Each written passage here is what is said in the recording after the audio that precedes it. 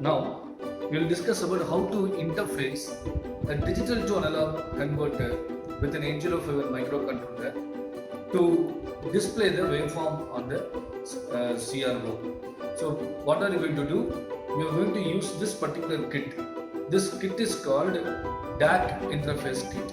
Okay, that is digital to analog converter, and this kit is manufactured in a way that it can accommodate two digital to analog converter.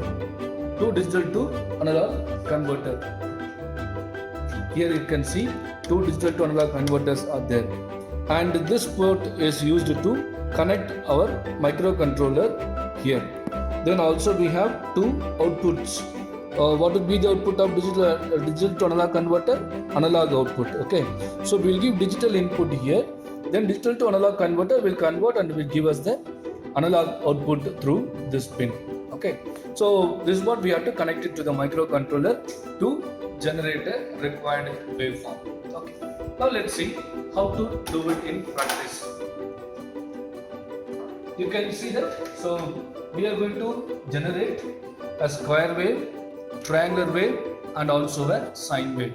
So let us see one by one in detail how to produce.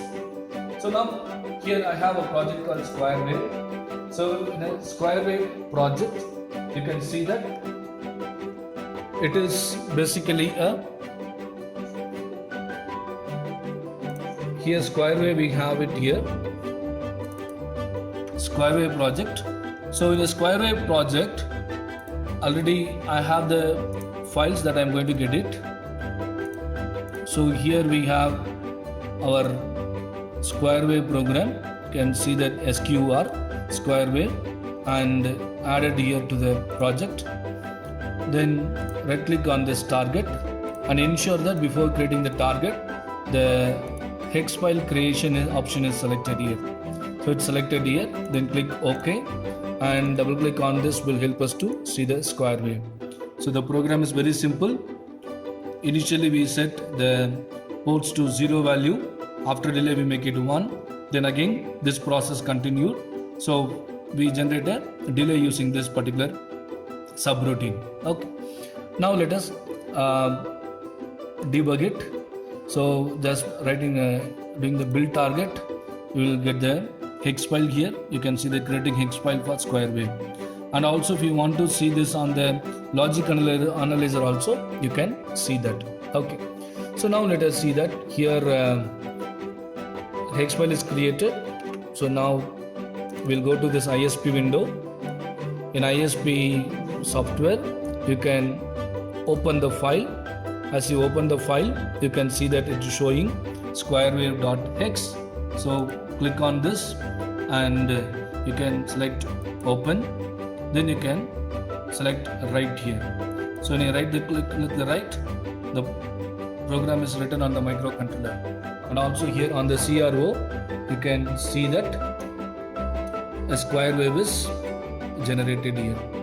So you can see that square wave, and the frequency of the square wave, it purely depends on the delay that we use. So in the program, if you change the delay here, then the square wave also would change.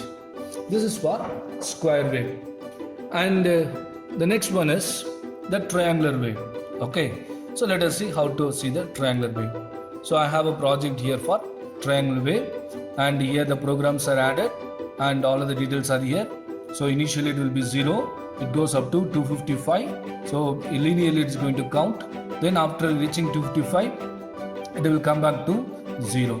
So we have a for loops to control this operation, and while one to do the work continuously. Then right click on the file and right click, select the build target. So build target doesn't create a hex file because we are not yet created the hex file. So right click on the target and select options for target 1, and here go to output tab and select create hex file, then click OK. So as you click OK, then right click on the file once again. Now you do the rebuild target. Here you can see that now creating hex file for triangular wave is done here. So once file is created, next again what we will do, we'll go back to our ISP window. In ISP window, So we have this option here. So ISP window, select open file. In open file, you can see that in the same folder where I have my project, a triangle wave is also hex file is created for that. So click on this and select open. So now it is taken here. You can see that here it is showing that EEE desktop path is shown here clearly. Then you can select the right option. As I click the right option, so now the program, it's my programmed in the microcontroller. Programmed in the microcontroller, you can see that programming verify. Okay, so it is done here. Okay, then click OK. So after doing that, in the CRO, you can see that a triangular wave is generated here.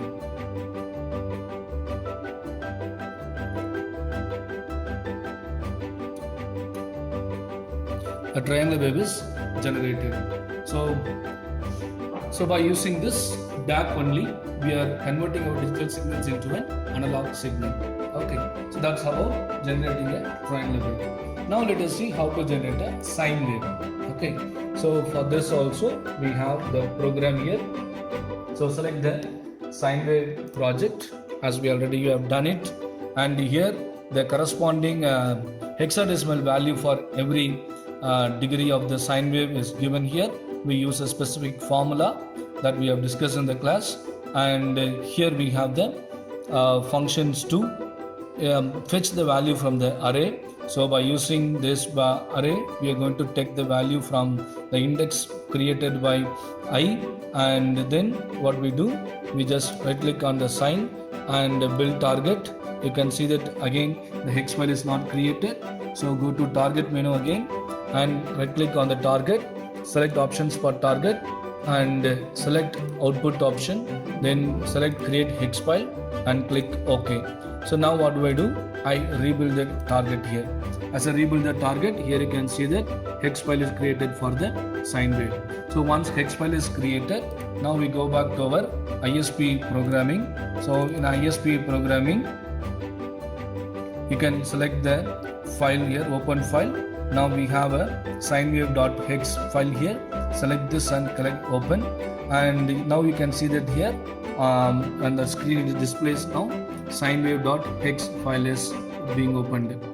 Then once it is done, select the right option. The right option, you can see that microcontroller, it's programmed and it is getting verified as well. Okay, so now if you come to the, if you see it in the CRO, you can see that a beautiful sine wave is generated here. So by varying the sine wave frequency, we can obtain the frequency of different frequency for a sine wave.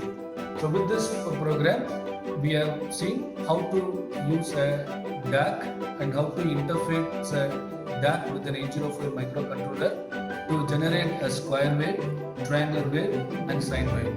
It is not only limited with these three waveforms. You can generate a ramp waveform, you can generate a sawtooth waveform, unit pulse can be generated. So like this, many different waveforms can be generated by using the DAC. It's all about only the programming, how to program it. Thank you.